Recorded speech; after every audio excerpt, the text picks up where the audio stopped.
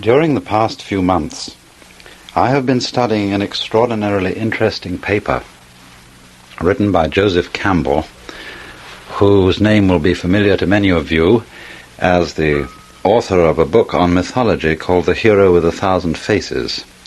Joseph Campbell is also the editor of the posthumous works of Heinrich Zimmer, which have been published by the Bollingen Foundation, and as a matter of fact an extraordinary amount of those works is his own original writing, since they were compiled from Heinrich Zimmer's notes. But the particular paper I mention now was presented, I think in 1957 in August, at the Eranos conference in Ascona in Switzerland, a meeting of scholars and philosophers and psychologists and scientists which gathers every year under the auspices of a lady who has for a long time been interested in the work of C.G. Jung. And the particular paper which Joseph Campbell presented at this conference was called The Symbol Without Meaning. It isn't published in this country as yet, and only appears in the Eranos Jahrbuch for 1957, which is published in Switzerland. But I expect it will shortly be forthcoming in the excerpts from the papers delivered at those conferences, which are published by the Bollingen Foundation. Now, this particular paper, The Symbol Without Meaning, is an exploration of an extraordinary phenomenon in the history of religions, which you might call the beginning, the development and the dissolution of cosmologies, of great views of the world under religio-philosophical auspices, which are the, as it were, languages about the universe devised by various cultures. Now, he distinguishes two great phases in man's religious history, which he equates with two styles of culture which predate our own technological style of culture. And these are respectively the hunting cultures and the agrarian cultures. And he points out that the kind of religion which is characteristic of a hunting culture is what now generally goes by the name of shamanism, although this particular word is distinctive of Mongolian styles of so-called primitive religion. Nevertheless, the phenomenon known as shamanism is found distributed all over the planet. Shamanism is characterized by the fact that it's a very individualistic type of religiousness. That is to say, the religious experience of the shaman is not something which he gets from an authoritative priesthood. It's not something handed down from generation to generation, for which he goes to a human teacher. The shaman is a solitary medicine man of power, who invariably has to find his experience for himself. Usually it is by going alone into the dangers of the forests or jungles, or holding himself up for some days in his own hut and undergoing some kind of ordeal, not necessarily on the physical level so much as on the psychic level, going through an adventure in the psychic world, the world of spirits. And when he comes through the ordeal, he comes out an initiate of power. The reason why one must attach so much importance to the individual character of this experience is that it goes along with the general style of a hunting culture in which every individual man contains the whole culture. That is to say, it's not the kind of culture in which specialized functions are needed, in which there is a division of labor. The hunter spends much of his time on his own, and he has to learn to take care of himself in the forests without any other human aid. And although there are societies and social groups, they are composed of men with their women and children, men who are equals because of the type of life that they follow. Now, an entirely different state of affairs arises when we get a settled agrarian culture. Here, because the style of life is more complex, a division of labor is required. And you begin to get not only a separation of human beings into various castes, into various functions, but also the necessity of devising far more complex languages and institutions to provide communication between them. And this always involves a very, very powerful socialization of the individual, spending his time more and more in a settled place and therefore having greater intercourse with other people.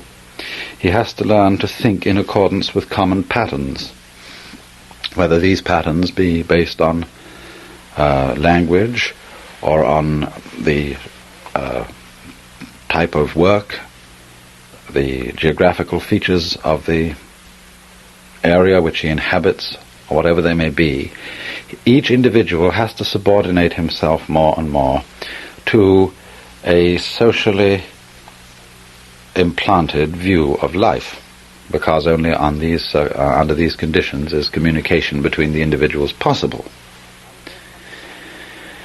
And so it comes about that the style of religiousness which one associates with an agrarian as distinct from a hunting culture is a traditional and authoritative style of religion in which the individual derives his experience from a tradition usually embodied in a priesthood. And Campbell goes on to point out that the first historical instances of the appearance of the familiar circle symbol, which is called in Sanskrit the mandala, is associated with the agrarian cultures. No example of this kind of symbol is found archaeologically prior to the development of an agrarian community. Now, I might say something about the mandala as a world mythological symbol, although anybody who's studied the works of C.G. Jung is very familiar with it. A mandala is essentially a circle, usually divided into 4 quarters or multiples of 4, and has in it, as it were, the general theme of the integration of a community. It is not unlike, for example, a stockaded village or city, a ring of defense around a center. And Campbell shows that the symbol represents the formation of the kind of society we're talking about, where the human functions are divided, and we find in many of these ancient societies that the functions are precisely divided into four groups. Just as in medieval European society we had the spiritual power, the priesthood, the temporal power, the nobility, the commons, and the serfs. So in ancient Indian society we had the Brahmana caste, the priesthood, the Kshatriya caste, the rulers and soldiers, the Vaishya caste, the commons or merchants, and the Shudra caste, the laborers. So these 4 castes, represented as it were, represented by the 4 divisions of the mandala, the common, integrated, encircled community. And the important point that he makes about its religiousness is, as I said, that it was an experience carried down by tradition, an experience in which a priestly caste was the authority, and which had to be a common experience, just because the whole style of life in a community of this kind depended upon communication. And we can communicate with each other by virtue not only of sharing a common language, but also, and more importantly, by sharing a common view of the world, a common type of sensuous experience, which is of course why those who have the type of sensuous experiences which we call hallucinations and illusions do not fit easily into a community. But every so often, his paper goes on to show, social cosmologies, views of the world held in common by societies, tend to break up. And actually he starts the paper in the 15th century, when through the expansion of the Western world, through not only exploration of the surface of the globe, but greater knowledge of astronomy, begins to break up the geocentric view of the Ptolemaic universe, the view of the world under which Christianity itself had come to birth. And this he looks upon as a breaking up of the mandala, a breaking up of the communal, agreed, stable picture of the world by means of which men were able to communicate with each other, and a breaking up, therefore, which involves a disruption of all our means of communication and a throwing of culture into a fundamental confusion. It is perhaps, if this be true,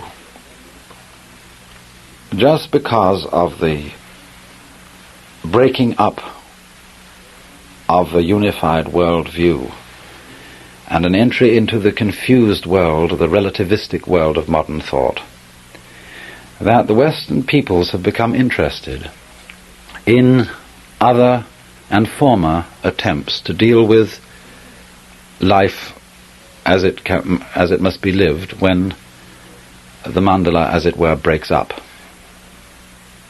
For after all, the idea of going beyond the communal view of the world and somehow managing to get along without it is not a new thing.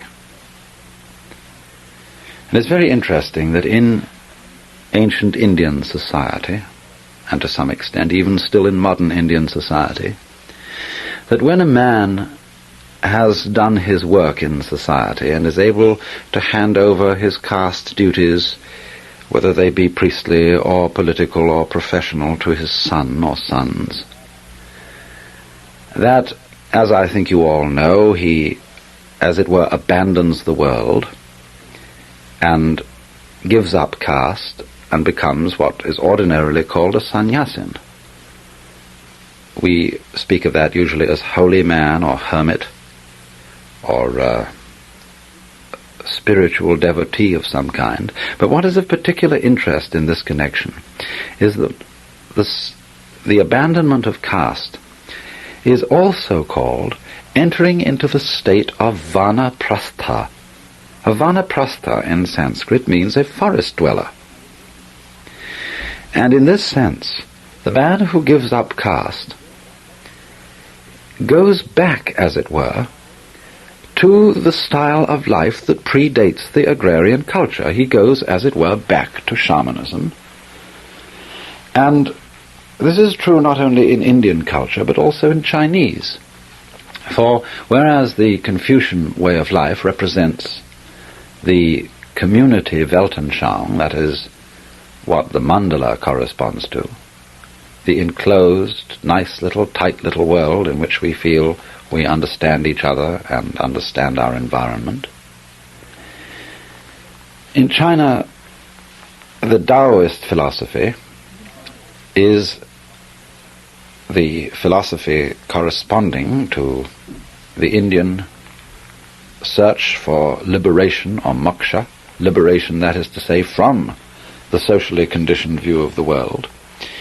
And there is evidence to show that the Taoist solitary sage has some sort of ancestral connection with the shaman.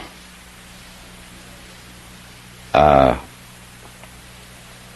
it is possible that the words shramana in Sanskrit and shaman in Chinese both have their origin in the term shaman.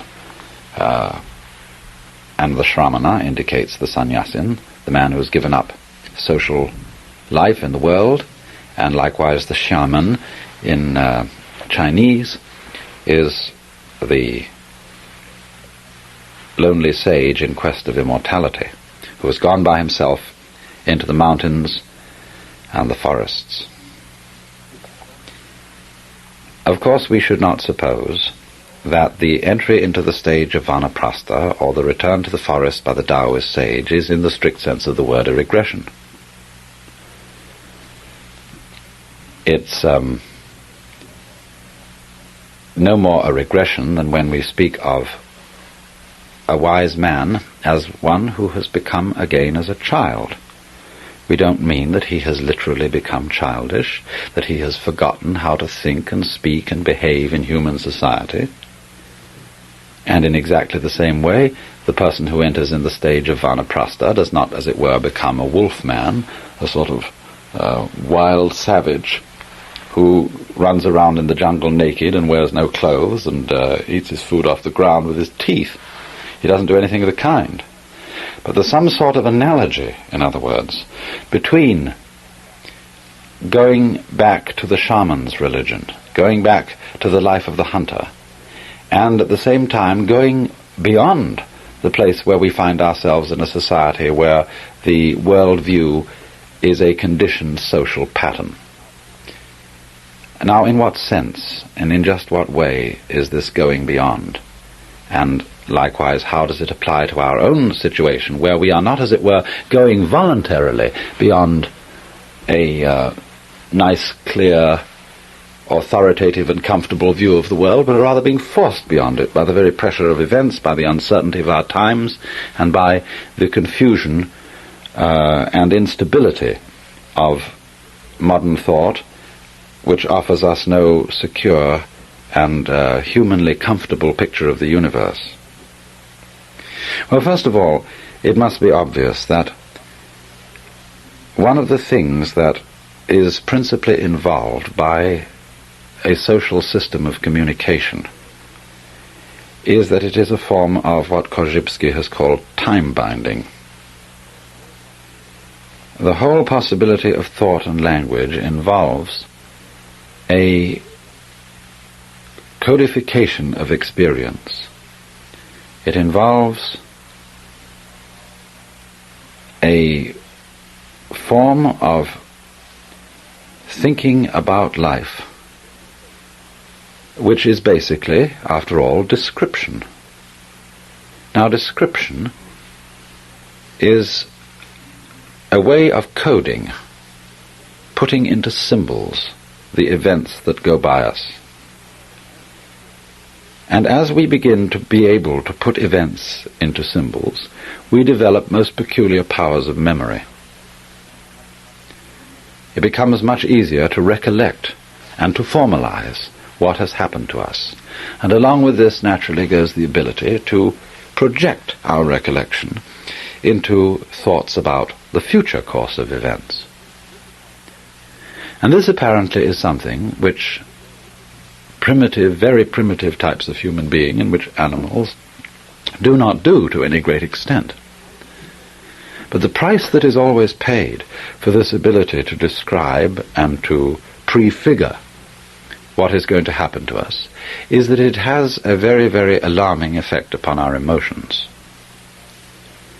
Because we are able, by being able to think about all sorts of future possibilities, to experience the emotions appropriate to those possibilities as if they were present happenings. In other words, the civilized man tends to be in a state of chronic worry and fear and anxiety because he's always confronted not with the simple actuality of what is happening before him, but with the innumerable possibilities of what might happen.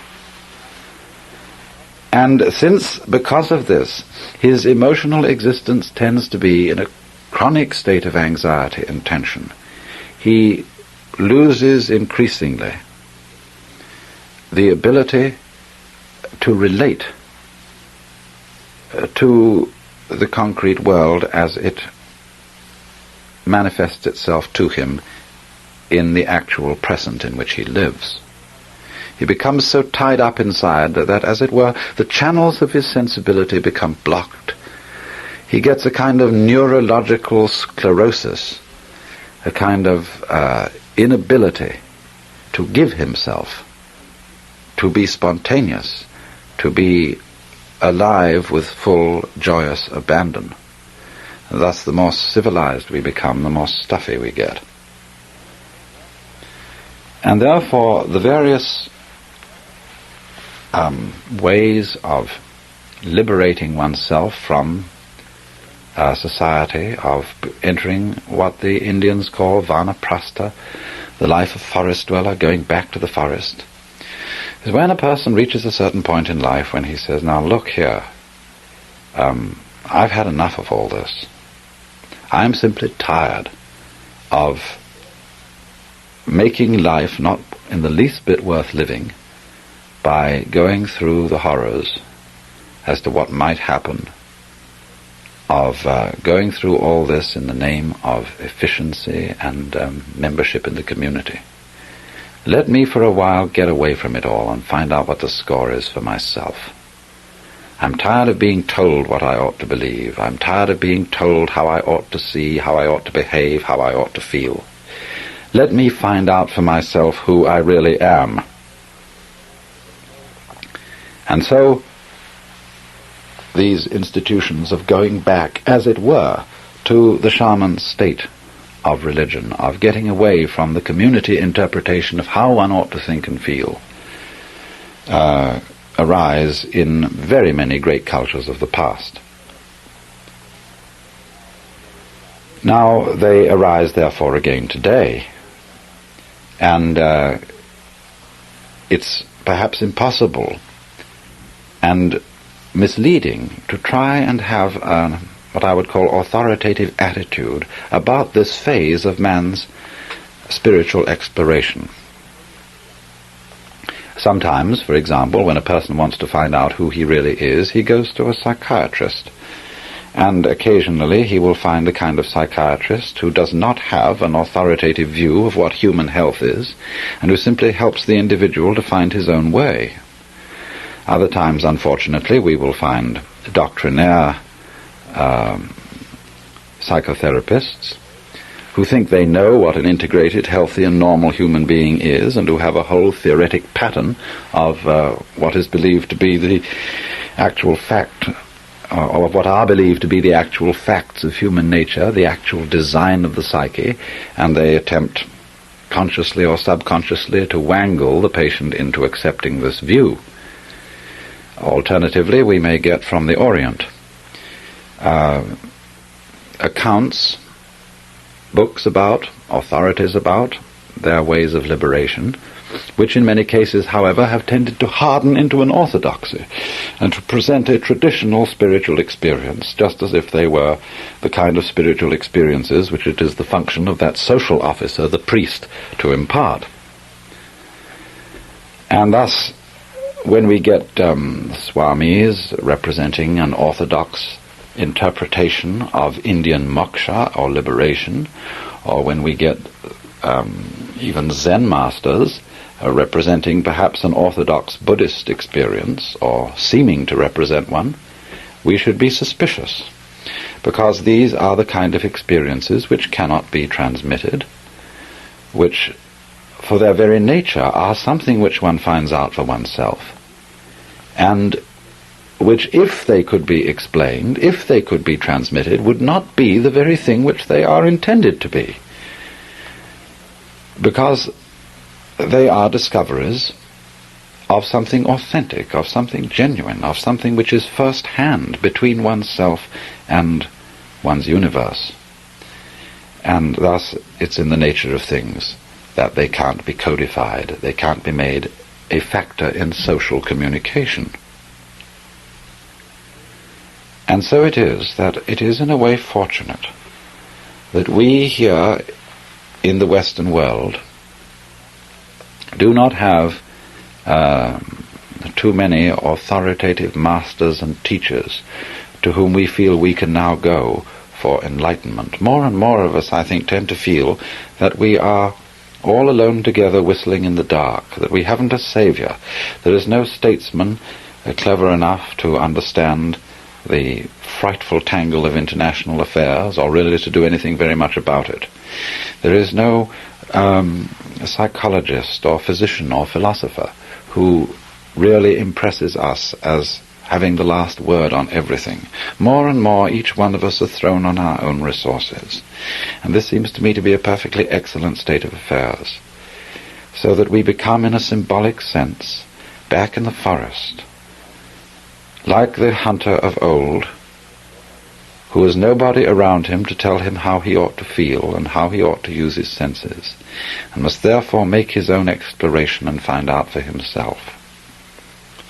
But you know, when you study the records of these self-discoveries, the fascinating thing is that there seems to be such a common measure of agreement between all those who find out for themselves. And yet always the way in which he has to find out is not through seeking agreement with others, not trying to find what others have found, but only to find what his own senses and his own direct experience tell him when he, as it were, goes into his inner closet, goes into his own secret place, and asks for direct encounter with the world, and no longer, as it were, looks out of the corner of his eyes to see if everybody else is doing the same thing and getting the same results. It is in this sense that a person becomes, in the truest sense of the word, a self, an original, authoritative source of life, as distinct from a person in its original sense, a mask, a role that he is playing in a society.